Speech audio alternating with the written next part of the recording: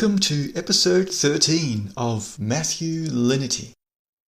Okay, so the second pericope in Matthew chapter 2. And once again, Herod is a key character. In fact, all 5 pericopes in Matthew chapter 2 seem to be based around Herod. Even the final pericope at the end of the chapter, it begins by saying, after the death of Herod. And then Herod is mentioned again as Herod, the father of Archelaus. And he's still looming large in the picture. Joseph's still a bit afraid to be too close to Jerusalem because of the after effects. His presence is still being felt. Okay, so I'll just read aloud the second pericope, verses 7 to 12 of Matthew chapter 2. Then Herod, privately, after calling the Magi, carefully determined from them the time the star had appeared, and he sent them to Bethlehem. He said, "Go, search out carefully for the child, and when you have found out, come tell me, so that I also may go and worship him." Having heard the king, they went out, and behold, the star that they had seen in its rising had gone on ahead of them, until, having come and stood over the place where the child was.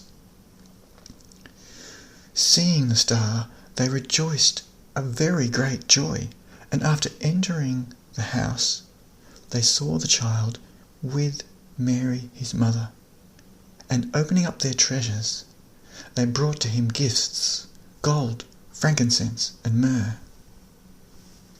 And having been warned in a dream not to return to Herod, they went back to their home country another way.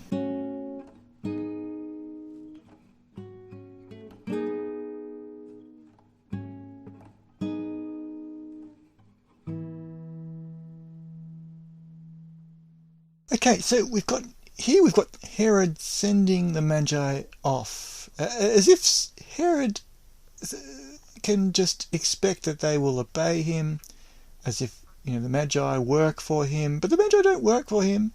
But then, on the other hand, they might feel some obligation to return to Herod and do what he says, because Herod's the one that's answered their question. He's figured out where to go to Bethlehem.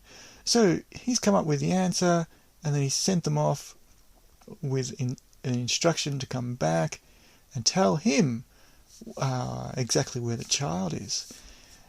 But then they don't. They're more willing to believe the dream that they've received rather than trust Herod, which probably shows that there's already a level of mistrust or distrust between the Magi and Herod, that they don't feel completely obliged to Herod. They're willing to listen to a dream over against Herod's instruction, and to not go back to Herod, to not follow through on the instruction that they've been given. But then again, they don't work for Herod, so they're not completely compelled. They don't feel compelled or indebted to Herod.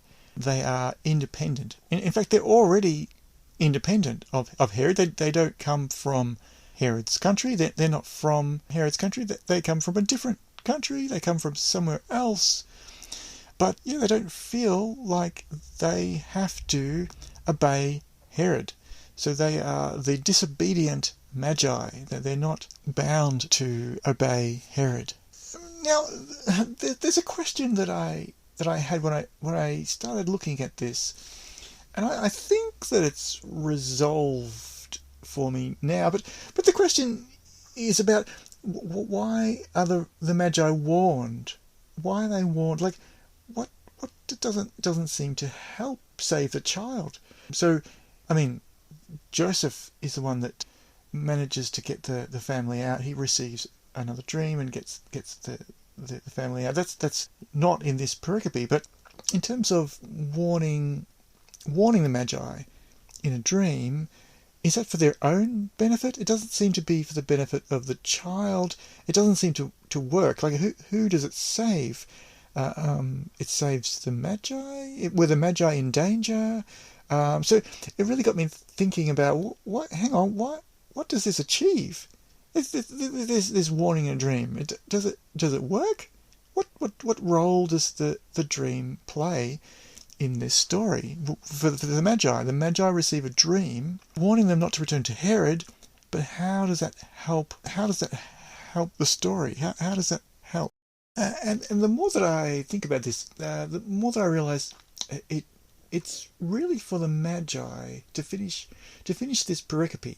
Like, what happens to the Magi at the end of the pericope? Like, the pericope needs to conclude a little bit with the Magi's story. Like, it concludes the Magi's story. What happens to them? Do they go back to Herod?